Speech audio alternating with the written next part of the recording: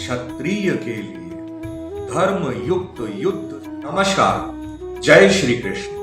कल तक हमने श्रीमद् भगवद गीता के दूसरे अध्याय सांख्य योग के 21 से लेकर 26 तक के श्लोक एवं उनका हिंदी में व्याख्यान पूर्ण किया।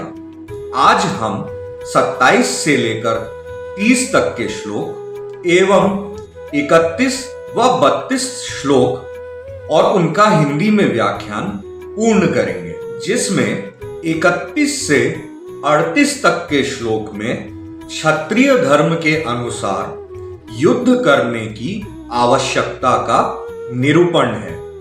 चलिए तो शुरू करते हैं। जय श्री कृष्ण, श्री परमात्मने नमः। कल तक हमने सुना था कि श्री कृष्ण भगवान ने अर्जुन से कहा कि अगर तू इस आत्मा को सदा जन्मने वाला या फिर सदा मरने वाला भी समझता है तो भी तू इस प्रकार शोक करने के योग्य नहीं है।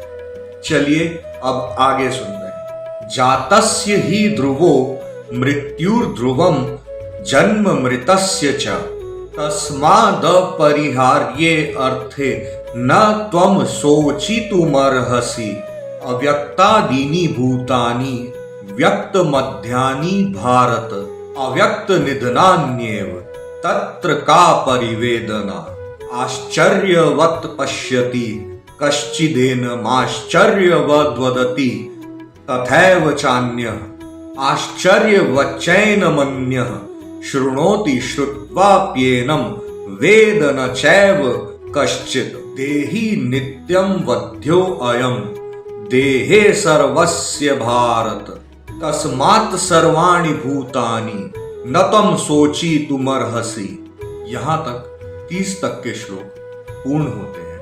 अब 31 व 32 श्लोक, जो कि 31 से 38 तक के श्लोकों के बीच में है, जिसमें क्षत्रिय धर्म के अनुसार युद्ध करने की आवश्यकता बताई गई है। स्वधर्ममपि चावेक्ष न विकम्पितुमर्हसि धर्म्याद्धि युद्धात् श्रेयो अन्यत् क्षत्रियस्य न विद्यते यदृच्छया चोपपन्नं स्वर्गद्वारं पावृतं सुखिनः क्षत्रियाः पार्थ लभन्ते युद्धमीदृशम्। यहाँ पर हमारे 27 से लेकर 32 तक के श्लोक पूर्ण होते हैं। चलिए अब इनका हिंदी में व्याख्यान सुनते हैं। कल जहां तक हमने पूर्ण किया था उसके आगे अब श्री कृष्ण भगवान अर्जुन से कहते हैं कि इस मान्यता के अनुसार जन्मे हुए की मृत्यु निश्चित है और मरे हुए का जन्म निश्चित है। इससे भी इस बिना उपाय वाले विषय में तू शोक करने योग्य नहीं है। हे अर्जुन, संपूर्ण प्राणी जन्म से पहले अप्रकट थे और मरने के बाद भी अप्रकट हो जाने वाले हैं, केवल बीच में ही प्रकट हैं। फिर ऐसी स्थिति में क्या शोक करना है?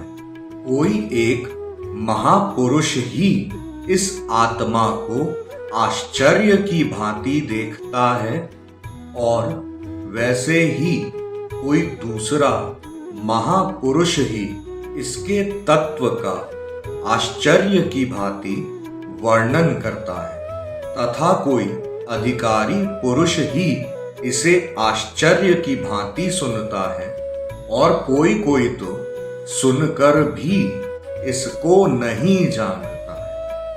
हे अर्जुन, यह आत्मा सबके शरीरों में सदा ही अवध्य है, यानी कि इसका कोई वध नहीं कर सकता इस आत्मा का।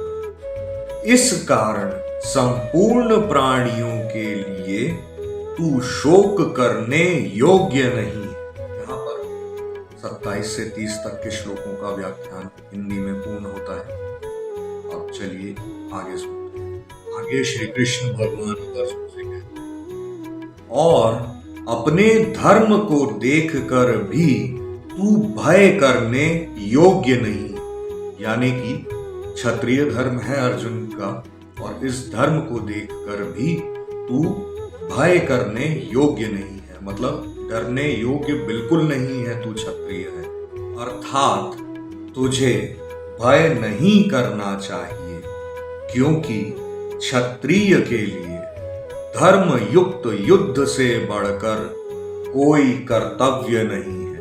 अब आगे कृष्ण भगवान और कहते हैं अर्जुन से, हे पार्थ, अपने आप प्राप्त हुए और खुले हुए स्वर्ग के द्वार रूप इस प्रकार के युद्ध को भाग्यवान क्षत्रिय लोग ही पाते हैं। यहाँ पर पूर्ण होते हैं हमारे 27 से लेकर 32 तक के श्लोक एवं उनके हिंदी में व्याख्यान। आगे सुनने के लिए जुड़े रहें और साथ ही साथ कमेंट में जय श्री कृष्ण, राधे राधे लिखते रहें। बहुत बहुत धन्यवाद।